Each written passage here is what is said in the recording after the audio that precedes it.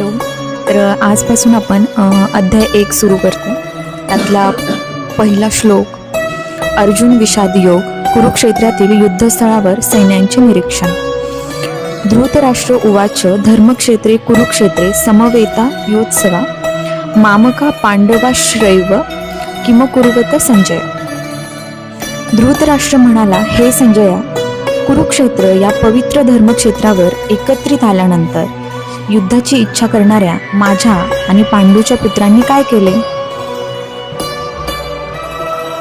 धृतराष्ट्र हा एक राजा होता जो की आंधळा होता आणि म्हणून त्याला युद्धभूमीवर काय चाललंय हे काहीच दिसत नव्हतं.